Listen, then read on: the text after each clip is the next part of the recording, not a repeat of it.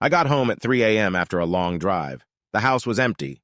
There was an A4 envelope on the kitchen table. Curious, I opened it and took out the contents. Flipping through the pages, I noticed a handwritten letter, some legal papers, and a divorce petition already signed by my wife. I read the letter. My dear David, I feel a little awkward using this term, but despite what I have done to you, I think that after 26 years of marriage, you will allow me this small indulgence. There's no easy way to tell you this, but I left you. By the time you read this, I will have crossed the border and will be out of your reach. I intend to spend the rest of my life lying in luxury on a beach somewhere in the tropics. Yes, that was a different man. His name is Michael, and I know I've found my true soulmate in him. If you could see us together and see how much we love each other, I'm sure you would be happy for me. To give this some emotional closure, I can confirm that yes, I have had a sexual relationship with him for the past 9 months. No, he's nowhere near as good a lover as you are, but our relationship is far more emotional than sexual anyway. He keeps me under some kind of control, and I just can't say no to him.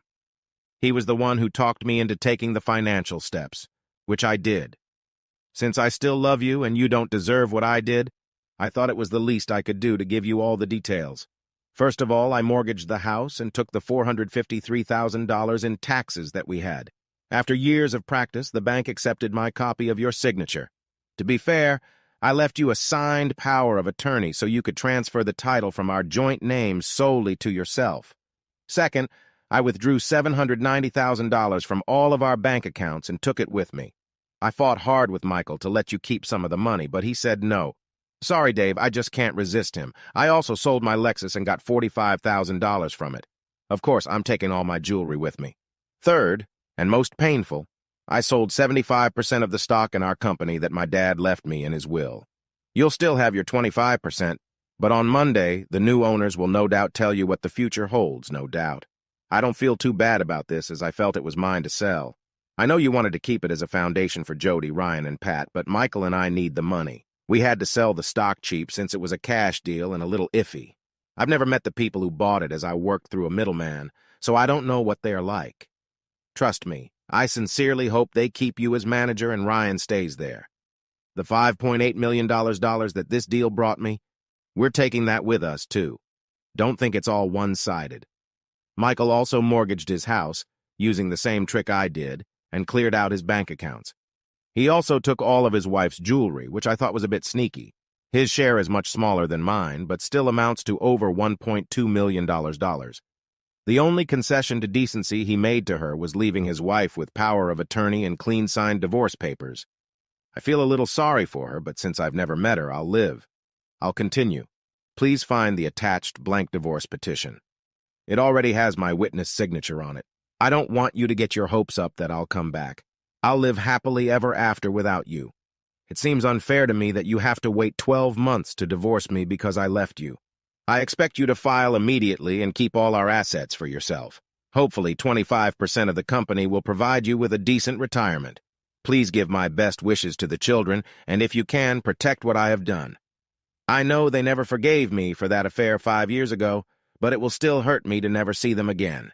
When I get settled, I will send my friend Cindy an address where you can send me letters. I believe she will never open it to you. She doesn't like you since you turned her down when she came to see you that time. Again, if you can find it in your heart, I would love to get pictures of any grandchildren we end up having. After the 7-year statute of limitations is up, I might even go back and see them. I understand if you don't want to see me. Well, I won't be flirting anymore. You may notice that the bottom of this page is creased. That's from my tears. You don't deserve this, and I am truly sorry for my weakness. The only thing that gets me through this is the thought of spending the rest of my days on the beach in the arms of my one true love. Goodbye, my dear David. I will always remember you fondly as a wonderful husband, father, and provider. I'm just sorry I can't match your love and devotion. Kate. I had just finished reading with a small tear in my eye for the lost 26 years when the front door opened and Lisa walked in. She looked as tired as I was. She smiled, walked over, gave me a chaste peck on the cheek, and sat down across from me. You came back quickly. Did you get a letter too, Liz? There was no letter from Dave, just the divorce papers and power of attorney, you cowardly skunk. Terribly dishonest of him. Well, you can thank Kate for that. Apparently it was her idea. So yeah, 10-10 for decency, but 0-10 for intelligence. Using such a predictable password on his computer so anyone could read his email. Stupid, isn't it? I guess he didn't think I'd be looking over his shoulder 5 years from now. What's in your email? All the predictable crap. She still loves me, blah, blah, blah, blah, met her other half shit, sorry she did this to me and so on, and then details exactly how she ruined me. She knows that 25% of the company in this economic climate will not support any retirement. But the biggest uproar came when she wrote that she had never met you. What do you make of this Miss Mediator? God, don't remind me of that. Do you know how hard it was to keep a cool face during those negotiations? Knowing that no matter how much we paid, she just gave you the whole company. I know, Liz. I'm so proud of you. By the way, did you put the deadbolt on the garage door? With all that money in the trunk, it's got to be the most expensive car in this town. I've never seen anything like $8.3 million before. Shall we go to the bank or the lawyers first thing tomorrow? I told you, silly, the bank opens at 9 a.m. and our meeting with the lawyers is at 10 o'clock. Well, I don't want to be late. If any of them change their minds about the divorce before we've signed the papers they've so kindly left us, it'll complicate things. Don't worry, Dave. I'm pretty sure Michael won't be out of the hospital until at least Thursday, and something tells me Kate isn't smart enough to realize that. Sorry, no offense, Dave. Don't worry about it, Liz. I always knew she was physically out of my league, but intellectually I put her behind me. We both fell into a cozy silence. I don't know what Lisa was thinking about, but my thoughts were of the last time I saw my wife. She was standing lonely on the side of the road. We followed the getaway car, about 10 minutes behind them. It looked like Michael had ditched Kate when she got out of the car at a service station near the border for some reason. Lisa waved goodbye to her.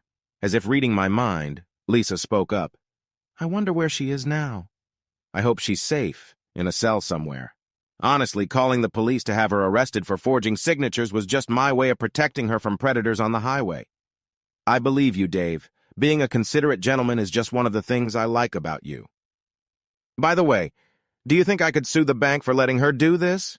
We'd make a decent profit that way. Well, Dave, don't be greedy.